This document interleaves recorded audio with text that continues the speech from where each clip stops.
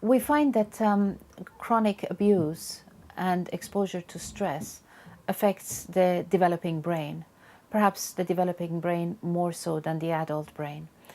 Of course, we have no direct measures of this because we can't open up the brain and have a look and see what exactly happens when a child is exposed to abuse or stress.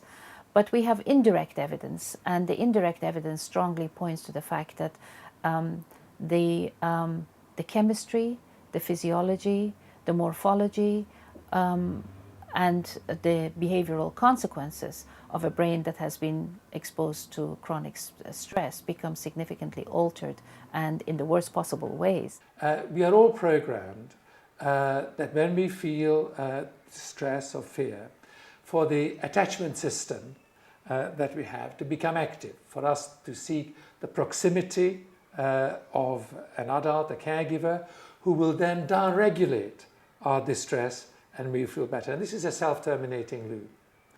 Now, if the situation that you're in as a child is that the person who is supposed, from whom you are seeking reassurance and downregulation is the same person who actually causing you distress and fear, the fear that you feel in their presence still triggers the attachment system, which in turn triggers proximity seeking, and in turn makes you seek the adult who will then make you feel even more fear and even more distress, triggering the attachment system even further, triggering even more clinging and proximity seeking, and the whole system becomes disorganized, dysfunctional.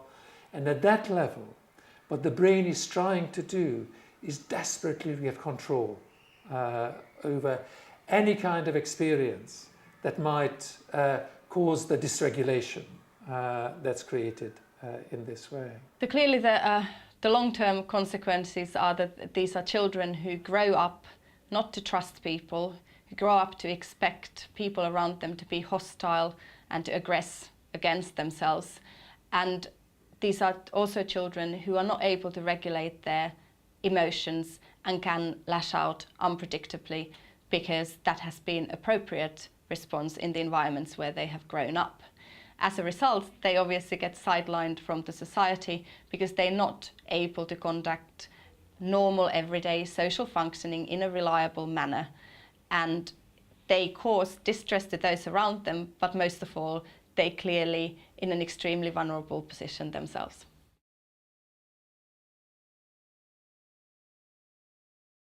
In befriending these young people, in engaging them in a social group that's benign, that is understanding, accepting, but concerned with them as individuals, you are empowering not just the psychological capacities, but the very neural structures, the very neurocognitive systems that they require to regulate their internal states, to become less impulsive, to become individuals who don't necessarily have to immediately hit out as soon as somebody upsets them, but are able to actually think for a moment, see, well, what is it that made this person say the thing that they said?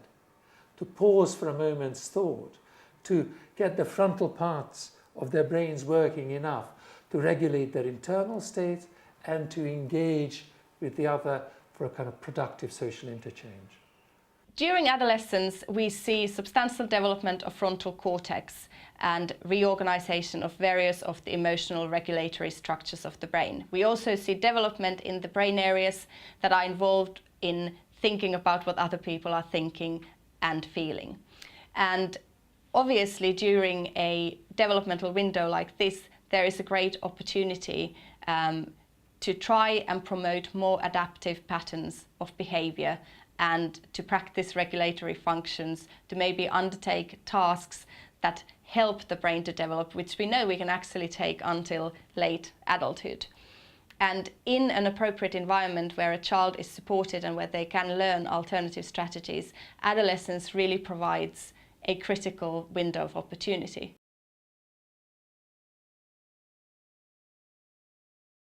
Research needs to be the complement of any kind of intervention that is being adopted, because we really need to have an objective basis to any kind of therapeutic strategy that we adopt. And unless we are in a position to evaluate what we do and modify our techniques in accordance with the feedback that we receive, we're not going to make much progress.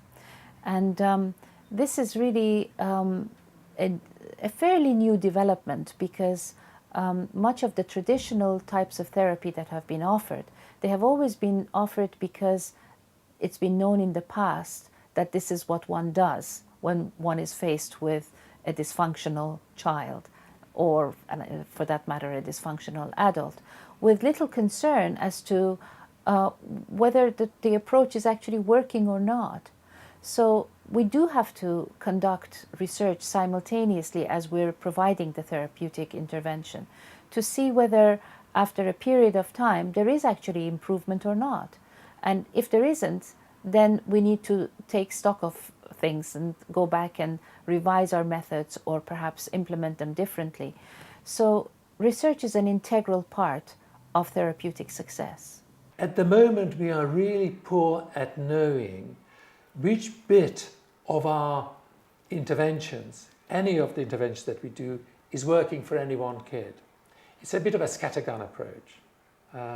We try everything with everyone and hope that something will work. This is not the most efficient way of doing things. If we can refine our approach and turn our open heart or abdominal surgery into keyhole surgery, and just do the necessary intervention, suddenly we will be able to help. And the problem, as you know, is immense. 10% of young people have mental health problems at any one time. No government can have resources to deal with that unless we can make our interventions efficient. I want to work with Kids Company. I want to see the range of things that they do.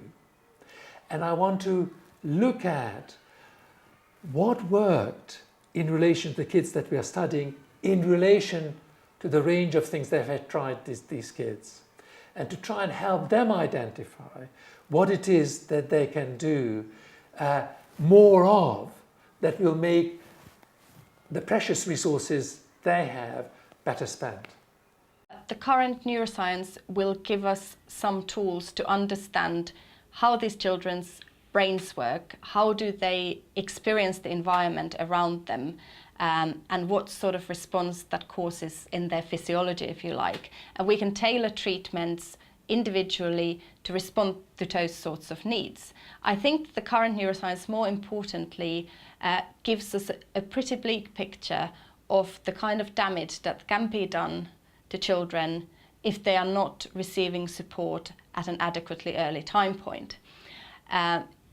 In many ways, biological vulnerabilities, such as genetic vulnerabilities and what that translates to in the neural level, are not some kind of a recipe which becomes an inevitable consequence.